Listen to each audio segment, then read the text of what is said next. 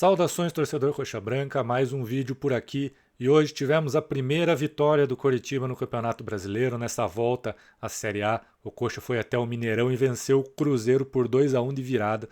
Grande atuação do Coritiba, principalmente no segundo tempo. O time saiu atrás, conseguiu virar, manter a calma e depois segurou o placar. Atuação muito segura do Coxa no segundo tempo. Falar tudo sobre essa partida, mas antes se puder, deixe seu like, se inscreva no canal. Dia de vitória do Coxa merecem vários novos inscritos. Antes vamos falar aqui da escalação do Coxa nesse jogo. Coxa começa com Pedro Morisco, Tinga, Maicon dessa vez pela direita, ao contrário do jogo contra o Bragantino, Coser na esquerda e Bruno Melo. William Oliveira e Sebas. Aí veio as mudanças do Seabra. Na direita, o Lavega, ele não tinha jogado nenhuma vez pela direita. O Ronier como meio campo. Eu já falei em vários vídeos como me agradava a ideia de usar o Ronier como meia. Eu acho que ele tem todas as características necessárias para essa posição e fez uma partida assim espetacular. Breno Lopes mais pela esquerda e o Pedro Rocha como referência na área. O que a gente pode falar do primeiro tempo do Coritiba? O Coxa tinha escape, o Coxa tinha para onde sair, tinha contra-ataque, mas estava um buraco na frente da zaga. Assim, era um negócio muito preocupante. A equipe não conseguia se encontrar para fechar aquele espaço. O Cruzeiro entrava com certa facilidade ali no entre linhas e poderia ameaçar o Coxa a qualquer momento. Até que encontrou o gol com o Matheus Pereira, é um jogador de muita qualidade. Recebeu a bola pela direita, cortou o William Oliveira e bateu no ângulo. O William não podia dar aquele carrinho. Depois eu vou falar mais sobre ele, mas para mim a gente, em jogos que a gente ganha, principalmente uma vitória tão importante como essa, só quer elogiar, mas também tem que analisar os pontos fracos da equipe. Ele foi um dos pontos fracos hoje. Aí vem um momento importante para mim, que é o pós-gol. Depois do gol, o Coritiba não sente esse gol. Continua jogando da mesma maneira, ainda com esse buraco na frente da zaga. Esse buraco só foi consertado no intervalo. Mas até então o Coxa consegue manter a saída de bola, consegue encontrar contra-ataque. O Lavega tem uma chance que ele aparece, ele se precipita um pouquinho e chuta por cima. Até que no fim da primeira etapa vem o gol. Um lindo gol, linda jogada coletiva. O Ronier corta para o meio, acha o Sebastião Gomes. Sebastião Gomes encontra o Bruno Melo ultrapassando pela esquerda. O Bruno Melo dá o tapa para o Lavega fazer o gol. Curiosidade desse gol: todos os jogadores canhotos. Achei esse um fato interessante. Então no primeiro tempo foi isso. Esse setor estava muito preocupante, assim, e se não conserta aquela questão do meio campo, a gente não conseguiria fazer frente ao Cruzeiro, mesmo o Cruzeiro num mau momento no ano. Essa transição do Leonardo Jardim para o Tite não está legal, e o Coritiba, ao consertar isso, conseguiu se impor no jogo e também aproveitar esse mau momento. Ontem eu estava falando, que pena, o Coxa não está bem, e era um momento ideal para você conseguir vencer o Cruzeiro, porque o Cruzeiro está mal, o Cruzeiro vai crescer de rendimento ao longo da temporada. Esse era o momento ideal de você arrancar ponto lá. E eu estava um pouco pessimista por causa dos últimos jogos, e o Coritiba foi lá e surpreendeu e conseguiu arrancar esses pontos. Aí fomos para o segundo tempo. Sebastião Gomes sai machucado, esperamos que não seja uma lesão grave. Entra o Vini Paulista, excelente atuação do Vini, excelente.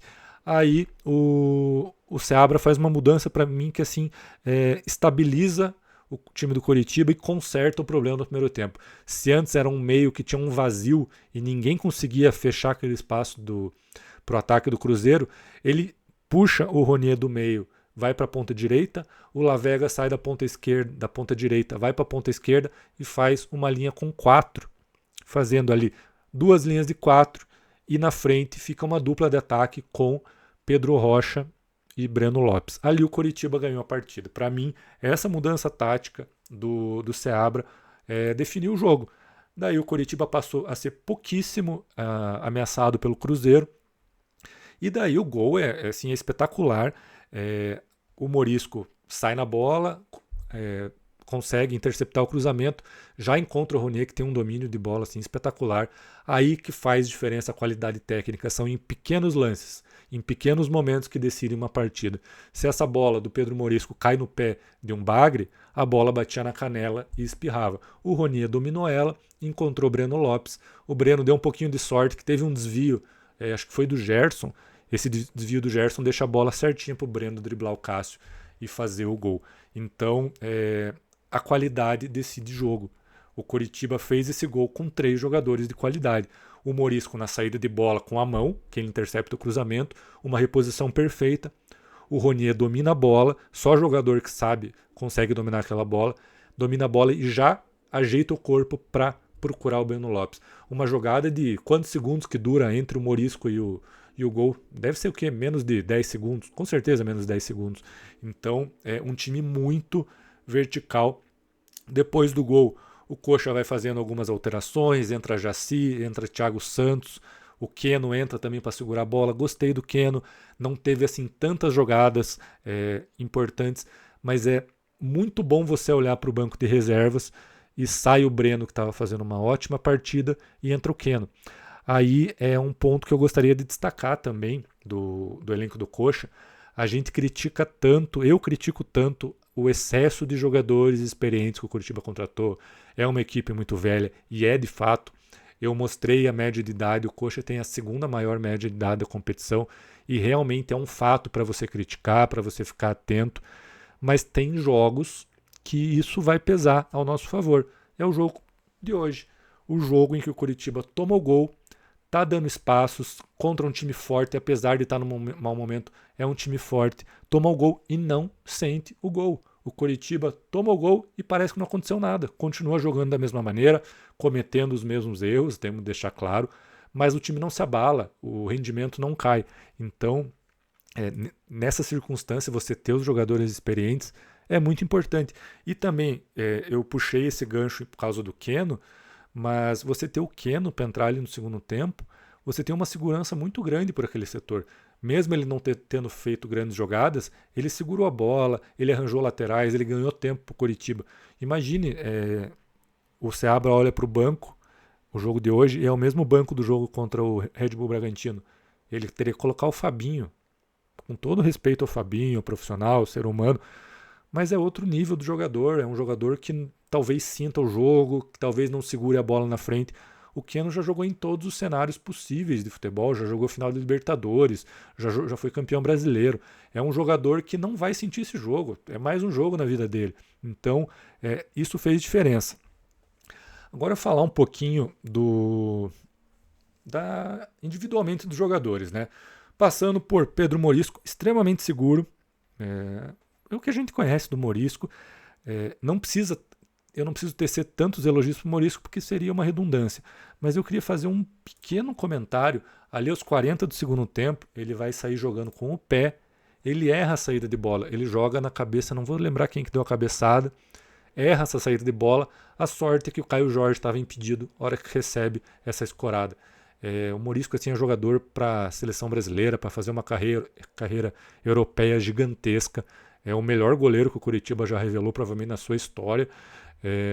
Mas cometeu um errozinho ali que pesou o nosso jogo contra o Bragantino e hoje ali poderia pesar também. Por sorte não pesou. O Morisco é espetacular, vai ser o melhor goleiro do campeonato, mas vale esse pequeno adendo aí. Tem circunstâncias de jogo ali, 40 do segundo tempo, isola a bola para frente, não tem que sair jogando, correndo o risco de levar o gol, levar uma jogada perigosa. Então fica esse pequeno comentário com o Morisco, mas ressaltando que é um goleiro espetacular, extremamente seguro, parece que tem 35 anos, que não sente jogo nenhum. O Tinga no primeiro tempo, ele não é um jogador de meio campo, ele é um lateral, mas eu coloco ele naquela instabilidade que o Coritiba teve. Ele não estava se encontrando ali na marcação. Me lembrou muito o final do jogo contra o Bragantino. Ele estava perdido, tanto em posicionamento como nos confrontos individuais. Era o setor vulnerável do Coxa. No segundo tempo, hora que a equipe estabilizou, ele fez uma partida perfeita.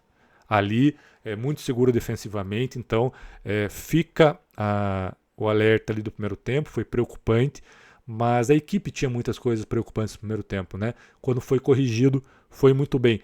Maicon, bem, impecável. Ele tinha feito um bom jogo contra o Bragantino, eu critiquei ele demais porque ele não podia ter cometido aquele erro no final que resultou no gol do Bragantino, mas hoje assim, tento puxar de memória nenhum erro que eu me lembro do Maicon. Ainda assim é um jogador de muita idade e lento. Quando o Coxa estava vulnerável ali na primeira etapa, teve algumas circunstâncias que o Cruzeiro veio com a bola em velocidade e o Maicon teve dificuldade. Ele, você encarar o Caio Jorge de frente é difícil. Acabou não saindo gol, acabou não sendo jogadas tão perigosas, mas é um ponto que a gente fica atento mais à atuação muito boa do Maicon. E ao lado dele o Kozer, já tinha ido bem contra o Bragantino, tinha ido bem nos jogos do Campeonato Paranaense, então das novidades que a gente tem em 2026 do Coritiba, o Kozer é a principal delas. Assim, a gente achou um zagueiraço, extremamente calmo, ele é alto, ele consegue marcar bem. Teve uma bola, eu não vou lembrar qual jogador do Cruzeiro, já no segundo tempo, que tenta driblar ele pela direita. Ele só põe o corpo na frente, faz a proteção, a bola sai pela linha de fundo. É muito seguro, muito calmo. Ganhamos um reforço espetacular. Bruno Melo. Bruno Melo tinha feito um jogo ok contra o Bragantino, deu ok para um pouquinho mais, inclusive, e hoje bem. A gente critica tanto, o Bruno é um zagueiro, e de fato ele é um zagueiro, mas ali ele compondo numa linha que você quer defender é muito importante e apareceu no ataque. O passe dele é um passe excelente para o Lavega fazer o gol. Então o Bruno Melo até agora, 2 boas rodadas do Bruno Melo. O William Oliveira, ali no próprio SofaScore consta uma nota muito baixa para ele, realmente é complicado assim. Eu anotei 2 lances do William, deixa eu pegar aqui. Só deixo um pouquinho antes do gol do Lavega, no primeiro tempo, tem uma bola no meio-campo que ele erra o domínio, a bola escapa dele, o Cruzeiro quase faz o gol. Ali seria 2-0, o jogo teria acabado. O Coritiba dificilmente teria força para reagir e o gol do Lavega foi logo em seguida, então era um lance muito determinante. Por sorte, não saiu o gol. E aos 39 do segundo tempo ele sai jogando errado, o Coxa já ali totalmente com a defesa formada, tomando pressão, ele sai jogando errado, o Cruzeiro rouba a bola, a sorte é que chuta por cima e não é um lance tão perigoso assim.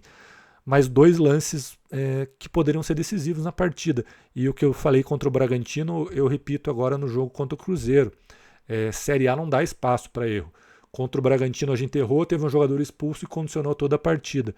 Hoje, por sorte, esses 2 erros do William Oliveira não causaram gols, mas poderiam ter causado, principalmente contra o Cruzeiro, que é um dos principais elencos do Brasil, está num mau momento, mas os bons jogadores continuam ali. A gente deu sorte nessas 2 jogadas e essa vitória poderia ter escapado por 2 bobeiras. Tá?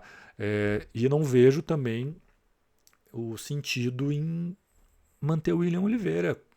O Alisson é mais jogador. Eu não sei o que aconteceu para o Alisson não ter viajado para Belo Horizonte, mas de tudo que eu vi dos 2, o Alisson é mais jogador do que o William. Aí vamos do meio para frente. Aí para mim é o ponto positivo do Coritiba, assim, defesa muito bem, a linha defensiva ali os 4 do segundo tempo impecáveis, mas o Coxa, entre tantas críticas que a gente faz em montagem de elenco, eu já tinha dito algumas vezes que era muito nítido o objetivo nas contratações. Um time forte e experiente na defesa, isso pode cobrar um preço negativo em alguns momentos. E no ataque, um time extremamente veloz. A gente tinha 4 jogadores muito velozes na frente. E isso ficou nítido desde o primeiro minuto de jogo. Qualquer bola que o Coritiba tinha era direto no ataque. Espetava no ataque e levava perigo. O Coxa conseguia segurar essa bola no ataque, criar situações, fazer que o Cruzeiro se preocupasse. Então, esse vai ser o modelo do Coritiba ao longo de toda a competição. Acho que vai ser muito difícil que o Coritiba tenha um estilo de jogo diferente desse. Uma defesa forte e um ataque muito veloz. Pouca bola passando pelo meio campo. Roubou a bola, estica no ataque. Então, pela direita começou o Lavega. O Lavega assim tá sendo uma grata surpresa entre aspas, porque quem quiser voltar até nos vídeos da contratação dele, que eu fiz uma análise, já dava para imaginar que ele ajudaria bastante, mas eu não imaginava que o impacto dele fosse tão rápido assim. os jogos que ele fez, ele é um jogador muito voluntarioso, ele, se precisar que ele marque, ele vai marcar, e é muito veloz. Ele dá muita opção nessa escapada de contra-ataque. Então, ótima atuação do Lavega. Eu estranhei ele pelo lado direito no começo do jogo, achei que ele estava um pouquinho deslocado, mas depois ele foi se encontrando, e se ele não tá ali pelo lado direito, dificilmente teria feito o gol, né? Porque ele seria o jogador que receberia o passe ali, talvez no lugar do Bruno Melo. Então essa mudança acabou dando certo. Ronier no meio no primeiro tempo e depois jogando mais pela direita. Mas eu falei em muitos vídeos que eu gosto muito do Ronier como meia. Eu acho que ele tem mais características de meia do que de ponta, porque ele é um jogador mais de drible, mais de passe, mais de controlar o jogo do que o cara de explosão, o cara que joga a bola na frente para ganhar no zagueiro. Ele sabe fazer isso também, mas a característica dele é mais de controle de bola, de passe. Ele é muito inteligente, tem qualidade. E a gente viu isso no gol. Ele dominou a bola com muita capacidade técnica e rapidamente já achou o Breno Lopes. Outros jogadores, até mesmo esses bons jogadores de ataque que a gente tem, talvez não conseguissem fazer isso. Eu não sei se o Lavega conseguiria, por exemplo, mesmo sendo um bom jogador. Aí por uma questão de característica mesmo. Então, acho que o Josué vai voltar ao natural para o meio, mas a gente ganhou essa opção do Ronier como reserva, e até se o Josué cair de produção, o Ronier ser efetivado ali no meio campo. Breno Lopes, tinha criticado ele no jogo contra o Cianorte, os jogos anteriores também não tinha feito nada, hoje foi bem incomodando a zaga do Cruzeiro, tanto no primeiro tempo, segundo tempo, fez valer a contratação até agora. Na hora que importou, na hora que precisou, ele aproveitou a chance. E um jogador que você investe tanto tem que aproveitar a chance. Pedro Rocha, brigando muito, segurando algumas bolas. Eu achei que foi o mais discreto ali do ataque. Ele não tá na dele, né? Não é a posição do Pedro Rocha, ele vai sofrer ali, mas muito voluntarioso, assim, muito brigador. Foi uma peça importante no sistema ofensivo do Coritiba. Passando agora por quem entrou. Entrou o Vini Paulista no intervalo muito bem. Muito bem, eu gosto muito do futebol do Vini. Eu falo isso toda vez que surge o assunto Vini Paulista, eu falo que gosto do futebol do Vini. Quem mais? Entrou o Keno, que eu já elogiei. O Jaci, cara, super seguro. Jaci, tem que ser titular. Para começo de conversa, tem que ser titular. Fernando Sobral entrou bem. Entrou numa circunstância ali que era só mais para ele fazer a marcação. Tinha muito pouca oportunidade de contra-ataque. Ele entrou no lugar do Lavega, né? Foi isso, entrou no lugar do Lavega para fazer a dobra ali do lado esquerdo com o Bruno Melo. E era por onde o Cruzeiro estava jogando, com o Fagner e com o ponta, agora que eu esqueci o nome. Estava mais preocupado com o Coxa, não estava muito de olho no time do Cruzeiro. Mas ele fez essa dobra com o Bruno Melo e o Coxa conseguiu segurar por aquele setor ali dentro do possível. Assim. Ocorreram alguns cruzamentos, porque é impossível que você bloqueie tudo, né? Aí é o trabalho do zagueiro tirar a bola da área, e os nossos zagueiros por cima são ótimos. Ali no primeiro tempo, até quando o Coxa estava exposto ali, eu fiquei até pensando, eu não lembrava a última vez que eu tinha visto o Coritiba tão exposto como daquela maneira, porque a gente passou um 2025 que o Coritiba era muito pouco atacado, era um sistema defensivo muito sólido, e em contrapartida não tinha o escape, né? Tinha a parte defensiva, mas não tinha o contra-ataque, o Coxa segurava a bola, retardava o jogo e não tinha esse contra-ataque que teve hoje. Então é pra gente ver que para você ganhar uma coisa, você acaba perdendo um pouquinho de outra. No segundo tempo, o Seabra conseguiu equilibrar um pouco mais isso, porque a gente ainda tinha o contra-ataque e ficou bem menos exposto. O Coritiba do segundo tempo é um Coritiba assim, que pode fazer uma campanha segura. Ainda não...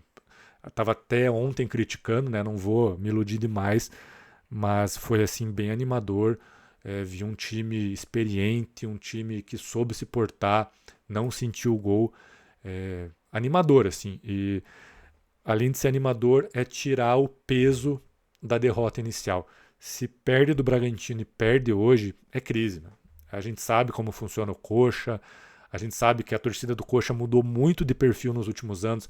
Era aquela torcida chata nos anos 90, pegava no pé por qualquer coisa. Isso mudou. É uma torcida que passou a compreender mais a situação do clube, apoiar praticamente em todos os momentos. Não, raramente tem vaia durante a partida, mas seria assim um começo do campeonato que baixaria muito o moral. Para piorar, ainda teria mais um jogo fora de casa contra a Chape. Então, vitória importantíssima para o segmento do campeonato do Coritiba, para dar uma moral, para essa equipe poder respirar e agora o trabalho começar a fluir de vez. E nas substituições ali, só finalizando, bem no finalzinho do jogo entrou o Thiago Santos no lugar do Maicon. O Maicon já exausto. O Thiago Santos cumpriu a dele ali. Confesso que tenho um pouco de medo dele em campo ainda, mas não comprometeu, segurou bem. Nesses 8 minutos intermináveis de acréscimo que o Coritiba teve que suportar, deu tudo certo. Então, grande vitória do Coxa, para o time recuperar a moral, como eu falei, para agora começar a ter um campeonato mais tranquilo, ver que você consegue ganhar das outras equipes. A gente teve uma experiência muito ruim em 2023, em que era uma equipe infinitamente inferior a essa, em todos os sentidos, mas era principalmente uma equipe que não conseguia competir. A equipe de 2026, ela competiu contra o Bragantino, perdeu, cometeu erros, o Maicon vacilou no gol, a gente criticou muito, mas a gente não criticou a falta de competição dessa equipe, porque ela não parou de competir e hoje competiu demais. Mesmo nos piores momentos da partida, o Coxa lutou, o Coxa não se desorganizou, teve um problema tático muito grande no primeiro tempo que foi consertado, e a partir dessa arrumação que o Seabra fez, que grande defesa que o Morisco fez no segundo tempo. Não teve nenhuma. Ele saiu em cruzamentos, muito bem nos cruzamentos, seguro, mas chutes perigosos não teve. Acabei de lembrar um chute perigoso.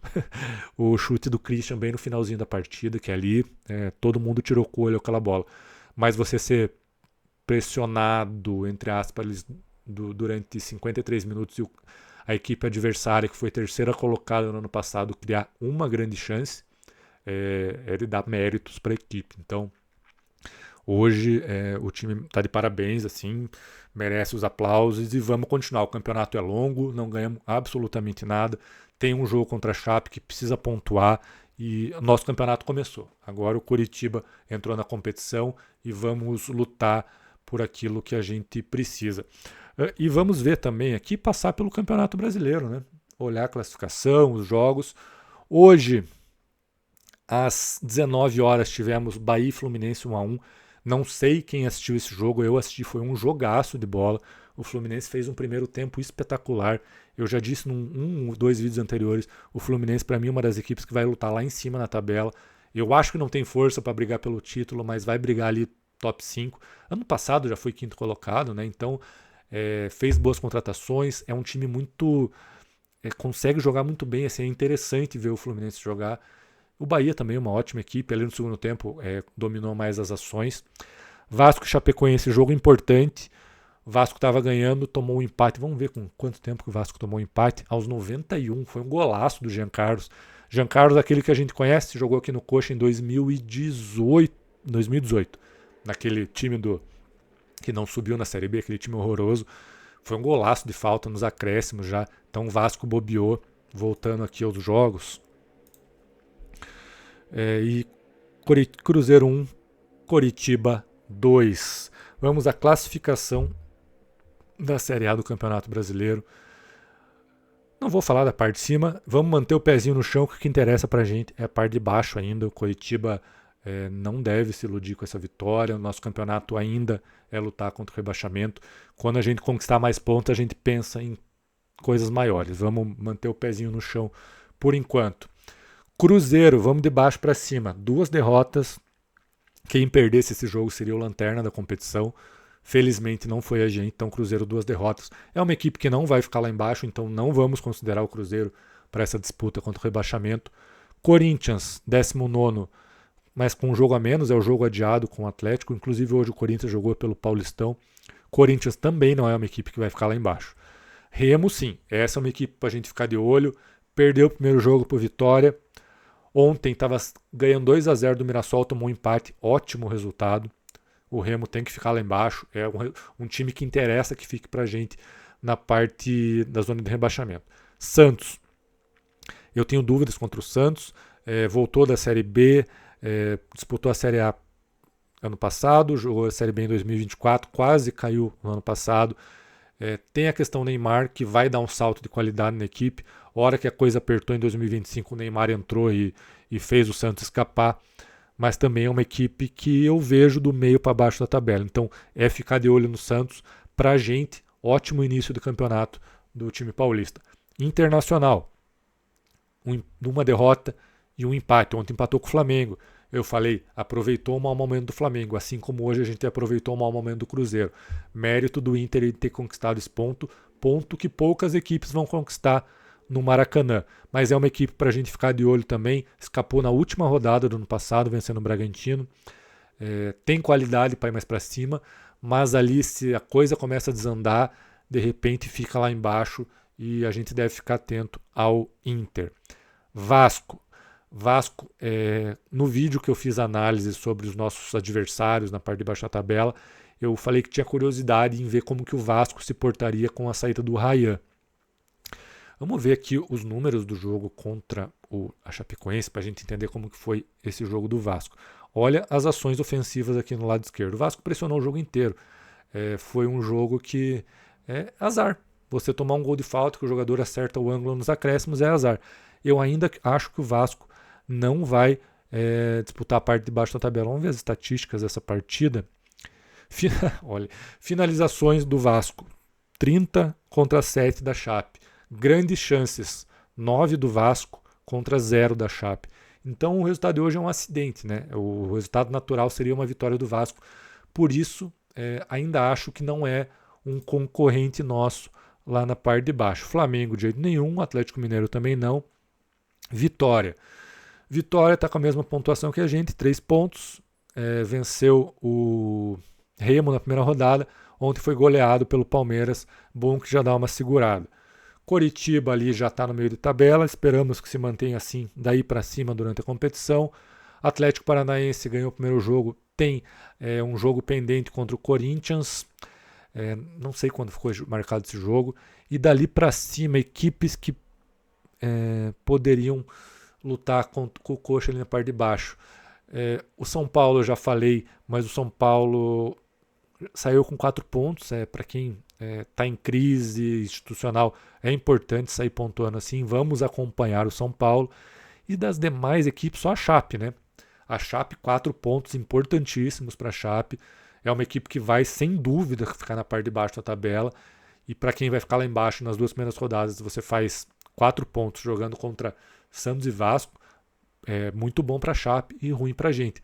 Agora temos o confronto direto contra a Chape e é o jogo para a gente chegar lá e de repente começar a fazer que a coisa desande para o lado deles, né? Já falei, jogo difícil, gramado sintético, o jogo fica muito rápido, vai ser complicado, um time que a gente enfrentou na Série B do ano passado, mas é jogo que tem que pontuar. Pelo menos o empate tem que trazer lá de Chapecó. E o restante das equipes não jogam a mesma competição que a gente nesse momento. Então é isso, gente. Grande vitória do Coxa na noite de hoje. Sensação de alívio, de felicidade e que a gente comece a ter um campeonato mais tranquilo, mas a equipe deu mostras de que tem da onde tirar. Aquela má impressão, aquele baixo astral que estava nos últimos dias vai dar uma aliviada agora. Vai ter o jogo das quartas de final do Paranaense contra o Cianorte no sábado, né? Ali para a equipe se classificar para a semifinal. Tem que poupar todo mundo de volta, não tem que se iludir com o Campeonato Paranaense, poupar todo mundo que for possível e pensar no jogo contra a Chapecoense, pontuar, quem sabe vencer esse jogo e encaminhar em um início de torneio mais tranquilo, porque depois a gente tem o São Paulo em casa. Quem sabe uma sequência boa de resultados aí. O jogo de hoje deixou, acho que todo mundo mais animado, mais feliz e mais tranquilo, né? Como eu falei, baixar um pouquinho esse astral ruim que estava desde o jogo contra o Bragantino, que deixou todo mundo meio sem ânimo. E vamos agora recuperar no campeonato. Falei, essa equipe experiente vai ajudar a gente em determinados momentos e o jogo de hoje foi um desses momentos. Então, temos críticas quanto a esse modelo de contratação, mas esse modelo de contratação vai trazer alguns frutos para o Coritiba ao longo de 2026. Tá bom, gente? Até o próximo vídeo. Valeu!